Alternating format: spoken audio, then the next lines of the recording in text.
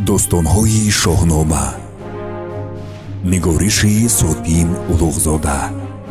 китоби якум. Каюмарс ва авлоди ӯ. дар қадимтарин ривоятҳои аҷдодони мо қавму қабилаҳои бохтария, суғд, эронзамини бостонӣ чунин омадааст, ки инсонҳо нахуст дар ҷангалҳо мезистанд.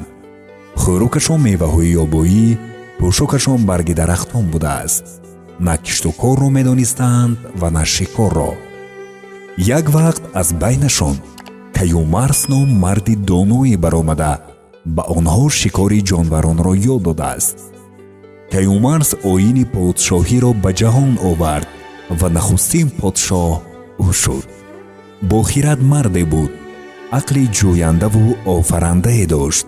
аз санг ва чӯб олатҳои буррандаву шикофанда тарошида ба воситаи онҳо ба шикори ҷонварон пардохт. дар ҷангалзору кӯҳсорон даррандаю чарранда фаровон буд.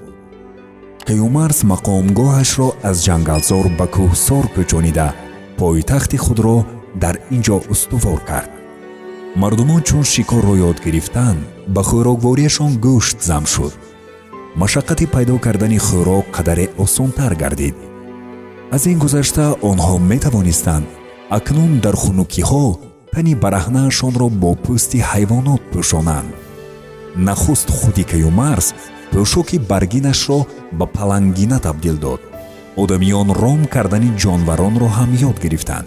Каюмарс дар бошишгоҳи кӯҳии худ аз ҳар ҷинси ҷонвар ҷуфт нару модда нигоҳ дошта парвариш кард. мардумон аз вай ҷӯшидани шири буз ва моддаговро омӯхтанд. саги ёбоӣ ба одамиён унс гирифт ва боқадр шуд, зеро онҳоро аз қасди душманон ва ҳайвоноти дарранда огоҳ мекард. мардумон хурӯсро ҳам азиз медоштанд, зеро ақида доштанд, ки бонги хурӯс торикиро пароканда ва мардумонро ба ибодати саҳаргоҳӣ ба кору меҳнат даъват менамояд. донишу қудрати Каюмарс шоҳ чандон боло гирифт, ки рафта рафта ҳукмаш ба даррандагон ҳам раво гардид. шеру бабру палангон гала гала ба даргоҳи вай омада фармонбардораш мешуданд.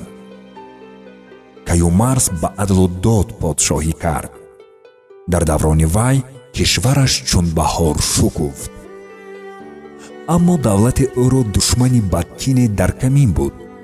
аҳреман, деви бадӣ, зулмат ва аҷал, ки бо ҳурмузд худои некӣ, рӯшноӣ ва ҳаёт доим ба ҷангу ҷидол аст, аз тахту бахти Каюмарс рашк бурд ва роҳи душманӣ пеш гирифт. аҳреман бачаи гургсурате дошт, ки аз сипоҳиёни Каюмарс буд. вай бо таълими аҳремани калон дар хуфия аз ҳамҷинсонаш лашкаре сохт ва фитна сар кард. чун ӯ беш аз ҳама аз писари шоҳ Сиёмаки Далер ҳаросон буд, аввал вайро аз миён бардоштанӣ шуд. шоҳ аз душмании ӯ бехабар буд.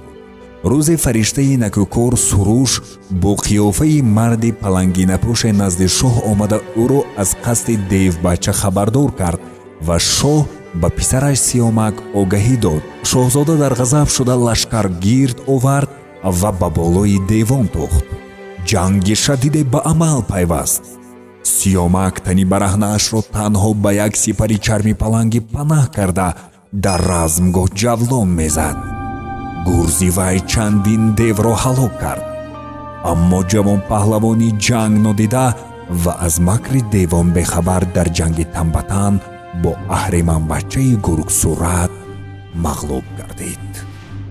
даме ки Сиёмак гурзро ба сари ҳарифаш фурӯ меовард, дев яке ҷаҳида ба китфи ӯ савор шуд ва зер карда миёнашро шикаст.